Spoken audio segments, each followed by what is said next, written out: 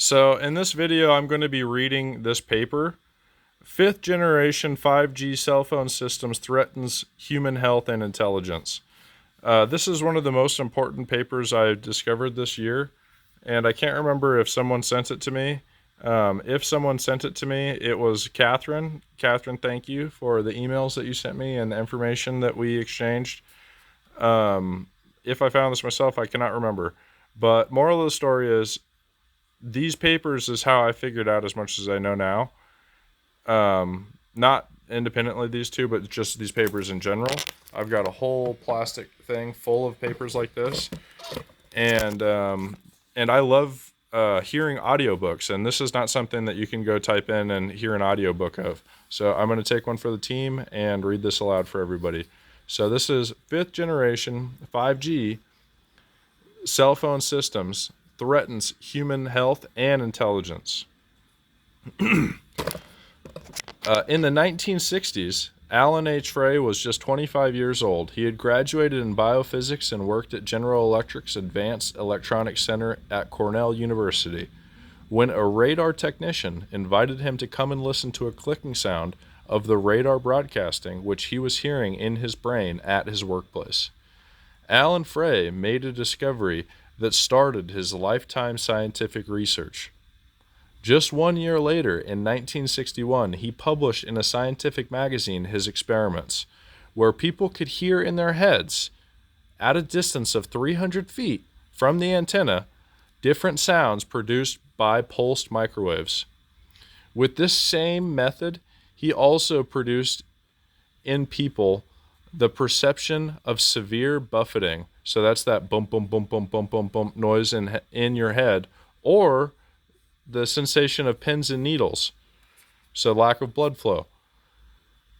His further experiments were financed by the American Navy and the Air Force, which could see in his experiments the potential for a new type of weapons. Alan Frey began to experiment with rats and frogs and found out that to influence the activity of their nervous system, he needed much lower density of electromagnetic energy than is the density of electromagnetic energy used nowadays for the communication by cell phones. So less power used to stop a heart than what our cell phone uses. Robert Becker was twice nominated to the Nobel Peace Prize for his research on the effects of electric and magnetic fields on the healing of fractures. At the end of the 20th century, he testified in a trial where the state of Wisconsin tried to ban the construction of an antenna for the communication with military submarines on its territory. The antenna was supposed to use 90 hertz frequency, which is within the range of the functioning of the human nervous system. Robert Becker testified that the transmission of the antenna could be harmful to people. When he lost his work for his territory, he started writing books on the research of effects of electromagnetic radiation on the human organism. In the book entitled Body Electric, he wrote about the experiment by Alan H. Frey, where he slowed down the heartbeat of frogs by electromagnetic energy with a density of 3 microwatts per square centimeter. Just to have a comparison, in the European Union, the limit for electromagnetic exposure is at the frequency of 900 megahertz, set to 450 microwatts per square centimeter, and at another microwave frequency used by cell phone systems, 1800 megahertz, up to 900 microwatts per square centimeter. This means that it is permitted in the European Union to expose people to a density of electromagnetic energy 150 and 300 times higher than is necessary to slow down the heartbeat of a frog. With the 5th generation of cell phone systems, this density will be increased at least tenfold. It is possible to object that at higher frequencies, the skin will absorb most of this radiation, but the human body is full of salty liquids, and this kind of electrolyte may act as an antenna, which will carry this radiation deep into the human body. Just see the veins covered just by millimeters of skin, which are full of blood, which is an electrolyte. In addition, the radiation will be transmitted constantly, and there will be no place to escape from it. Since it is supposed to enable driverless car transportation, and so it must penetrate every inch of the planet. In 1975, Alan Frey published an experiment where he injected a fluorescent dye into the circulatory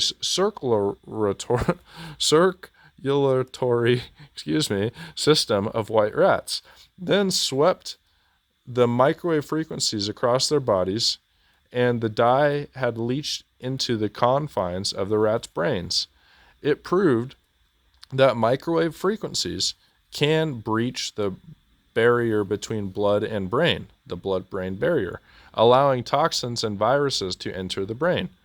Swedish scientist Leif Salford is engaged in similar experiments. He exposed 3 groups of rats to the power density of 24 microwatts, 250 microwatts, and 2400 microwatts, and found out that due to penetration of toxins into their brains, a number of neurons in their brains were destructed.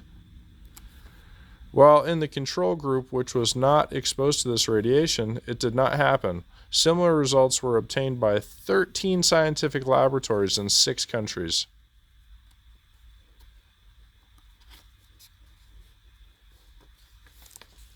People's brains and bodies are not protected against attacks of electromagnetic and neurotechnologies. An Indian scientist carried out an experiment where rats were exposed for 180 days for 2 hours a day to cell phone radiation at 900, 1,800, and 2,450 megahertz. Prior to the experiment, the rats were trained to move in a maze. After the exposure, the reactions of irradiated rats were slower than the reactions of rats that were not exposed to microwave radiation. The scientists drew a conclusion that the ability of exposed rats to learn and to remember was damaged. Their DNA was also damaged. See this. To measure the exposure of rats to electromagnetic radiation, the Indian scientists used a specific absorption rate. In their experiment, it was 595 microwatts per 1 kilogram and 672 microwatts per 1 kilogram. According to the European norms, people may not be exposed to a density of electromagnetic radiation exceeding 0.08 watts per 1 kilogram. Again, this exposure is too high above the exposure when toxic effects of microwave radiation on rats' brains were observed. With this finding, we should not be surprised that the intelligence quotient of the people living in developed countries is decreasing since the 1990s of the past century, when the density of electromagnetic radiation in the human environment has been rapidly growing. Alan H. Frey wrote in 2012, when he was already partially retired, that in the USA the results of effects of microwave radiation on people were falsified during the Cold War years to assure people that the radiation from military radars could not harm them. Another reason to block and disqualify the unclassified research of effects of microwaves on human organisms was to hide the microwave bioweapons program. For that matter, the contractors hired by military supposedly replicated the Alan Frey's experiment with injecting dye into the blood of rats by injecting it into their intestines instead of injecting it into their blood. At the scientific conferences, they then presented the results of their experiments where the dye did not penetrate the rats' brains. In this way, they suppressed the impact of Frey's experiments. To keep hiding the military research of bioweapons, the U.S. government stopped financing unclassified research in the microwave area, and in this way also stopped the subsequent publication of results. Stopped was as well the funding of Dr. Alan Frey's research on barrier between blood and brain. So our government know what's going on. They want to keep doing it. They want to make it worse. And the entire time they lied to us and say, they didn't just lie to us. They hired people to do a phony study. And that's the same thing that we saw happen with coronavirus. Dr. Fauci stopped being believed, and then what did they do? They went and found that fat-ass liar doctor. Can't even remember his name right now.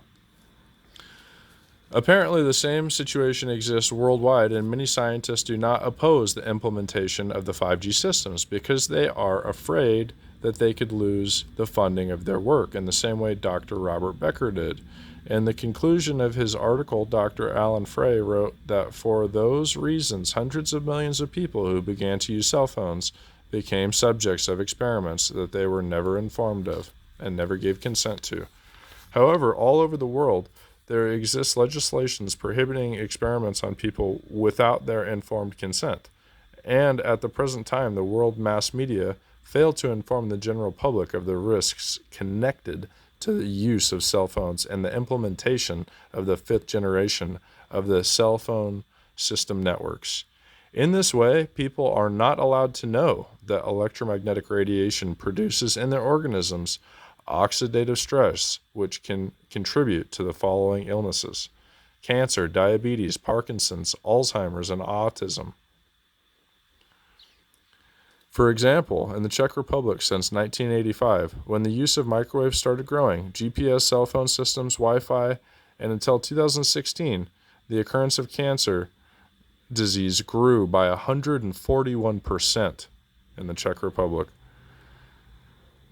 Diabetes in the Czech Republic was registered 184,000 people with this disease in 2008, and in 2018, it was already 320,000. The number of ill people grew by almost 100% in 10 years. See this and this? There are some 10 million inhabitants in the Czech Republic with Parkinson's disease. 20,000 people are ill with this disease in the Czech Republic in this year. And in 2030, it is expected that 30,000 people will see this. With Alzheimer's disease, at present time, there are 135,000 people ill with this disease in the Czech Republic, and it is expected that there will be 225,000 of them in 2050. In the last 5 years, that number has grown by 38%. And certainly, the life expectancy of the Czech Republic has not gone up by 38% in the last 5 years. And with autism, in 1975, 1 out of 5,000 people suffered from this disease. In the Czech Republic, in 1985, it was 1 out of 2,500 people. In 2007, it was 1 out of 150 people. And in 2015, it was 1 out of every 86 children. This increases 5,000% in 30 years. According to the scientific research, all of those illnesses can be produced by oxidative stress caused in the human organism by electromagnetic radiation. It is highly logical to find that there is coincidence between the rapidly growing density of electromagnetic radiation in the atmosphere since the introduction of GPS, cell phone, telephony, and Wi-Fi, and rapidly growing occurrence of illnesses which can be produced by oxidative stress produced by electromagnetic radiation. It would be appropriate to sue the governments which promote and introduce 5G mobile telephony without verifying its harmlessness for experimenting on the public without their informed consent, and consequently sue the actual members of those governments for the further increase of the occurrence of these diseases mentioned after the introduction of the 5G cell phone systems. The reader may sign the appeal for the worldwide ban of the introduction of 5G technology here.